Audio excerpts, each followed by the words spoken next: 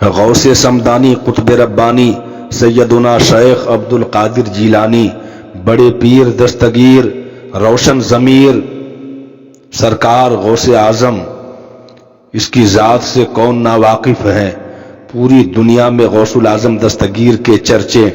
ہو رہے ہیں، ہوتے تھے اور قیامت تک ہوتے رہیں گے۔ اور کیوں نہ ہو، غوث الاعظم دستگیر اولاد رسول ہیں، آل نبی اولاد علی ہیں، حسنین کریمین کا مقدس خون غوث پاک کی رگوں میں رواں اور دواں ہے۔ وہ غوث اعظم جو پیدا لیتے ہی روزہ رکھ لے اور ماں کا دودھ پینا بند کر دے جب تک افطار کا وقت نہ ہو۔ وہ غوث اعظم دستگیر جس کی ولادت سے پہلے ان کی ولایت کے چرچے ہو رہے تھے، اور ان کی والدہ فرماتی ہیں کہ جب عبد القادر جیلانی پیٹ کے اندر میں تھا تو میں ہمیشہ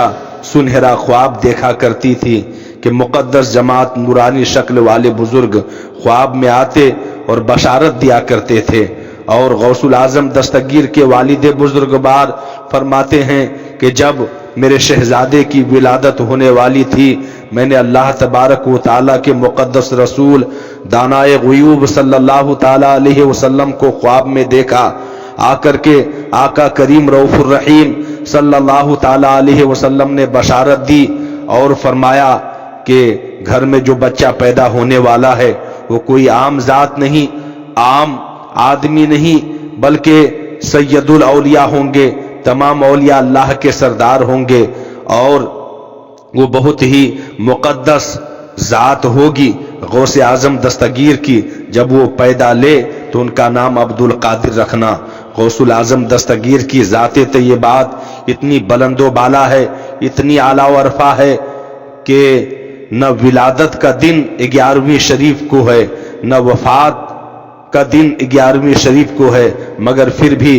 ربیع الاخر کا مقدس مہینہ 11ویں شریف غوث الاعظم دستگیر کے نام پاک سے مشہور ہے، اور سب لوگ غوث پاک کے مہینے سے اس مہینے کو جانتے اور پہچانتے ہیں۔ سوال پیدا ہوتا ہے، نہ ولادت ہوئی ہے نہ وفات ہوا، تو پھر غوث اعظم کے نام سے یہ 11ویں شریف کا مہینہ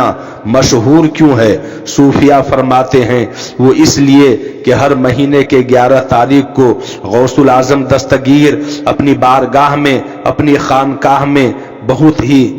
اعلیٰ پیمانے پر نظر و نیاز کا اہتمام فرماتے، لنگروں کا انتظام فرماتے، اور غربا و مساکین و یتامہ کو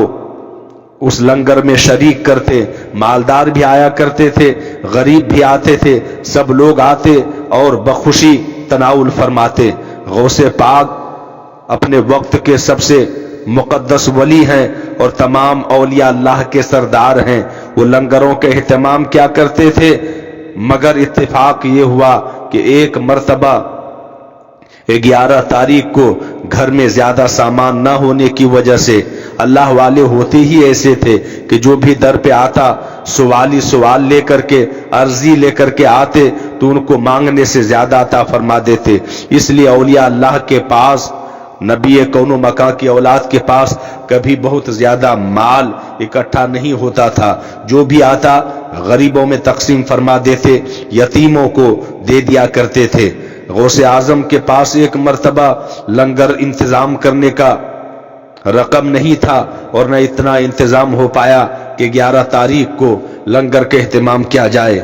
مگر گھر میں کچھ چنا موجود تھا، اسی پر نظر پیش کر کے اللہ تبارک و تعالیٰ کے مقدس رسول دانائے غیوب صلی اللہ تعالیٰ علیہ وسلم کی ولادت کی محفل کو سجایا، نبی کی میلاد کو منایا، اور ذکر پاک اور سیرت رسول اعظم صلی اللہ تعالیٰ علیہ وسلم پیش کیا، اور اس چنے پر نظر پیش کر کے تمام لوگوں میں تقسیم کر دیا، اور دل میں خیال کیا کہ ہر مہینے کی 11 تاریخ کو میں بڑے ہی تجھ کو احتشام کے ساتھ انتظام میں کیا کرتا تھا، اور غریب مسکین یتیم فقیر مالدار ہر طبقے کے لوگ آتے تھے اور آ کر کے تناول فرماتے تھے، مگر اتفاق یہ ہے کہ آج اتنا زیادہ انتظام نہیں ہے۔ تو غوث اعظم کچھ غم میں موجود تھے، اور دل میں خیال آیا کہ اگر اچھا انتظام رہتا تو میں بارگاہ رسول میں پیش کرتا۔ آقا کریم رؤوف الرحیم خواب میں تشریف لاتے ہیں اور دیکھتے کیا ہیں کہ میں نے جو صبح کو چنے پر نظر پیش کیا تھا، آقا کریم کی بارگاہ میں موجود ہیں اور نبی کون و مکان صلی اللہ تعالی علیہ وسلم تناول فرما رہے ہیں۔ جب اس منظر کو دیکھا تو آنکھیں بھر آئی اور کہا یا رسول اللہ، میں تو بڑا پریشان حال تھا کہ یہ چھوٹے پیمانے پر میں نے چنے کا انتظام کیا، زیادہ لنگر کا اہتمام نہیں کر پایا، پتہ نہیں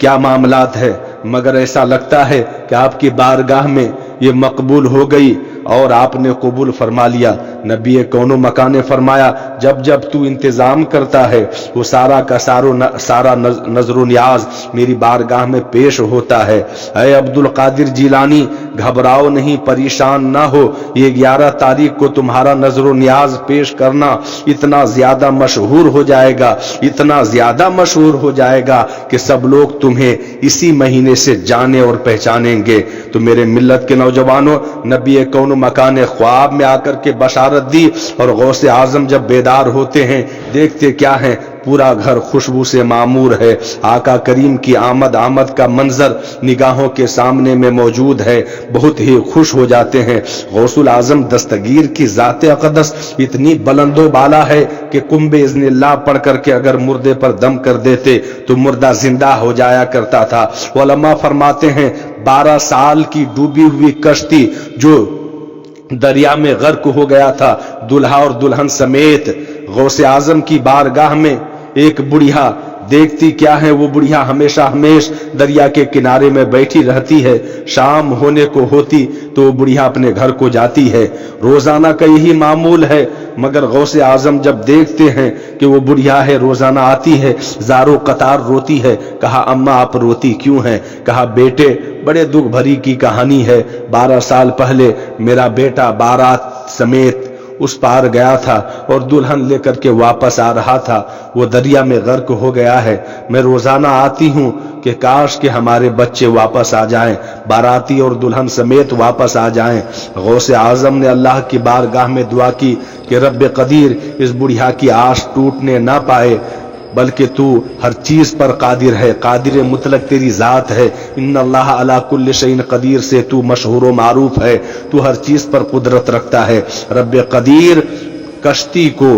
دلہا اور دلہن باراتیوں سمیت واپس فرما دے۔ غوث اعظم کی دعائیں عرش معلیٰ کو پہنچتی ہے، رب قدیر قبول فرماتا ہے اور دریا میں جو 12 سال پہلے ڈوبی ہوئی کشتی تھی وہ واپس آ گئی اور بڑھیا دیکھ کر کے مچلنے لگی اور خوشیاں منانے لگی۔ یہ غوث اعظم دستگیر کی ذات اقدس ہے۔ غوث اعظم کی ذات اقدس اتنی عظیم الشان ہے جو کہ لفظوں میں شمار نہیں کیا جا سکتا ہے، اس لیے 11ویں شریف کا مقدس مہینہ ہے، اپنے گھر میں نظر و نیاز کا انتظام کرے، بارگاہ غوث الاعظم دستگیر میں لنگر کا اہتمام کر کے پیش کیا کریں، یہی خوشنودی ربی ہے اور اللہ تبارک و تعالیٰ کو راضی کرنے کا ایک ذریعہ ہے۔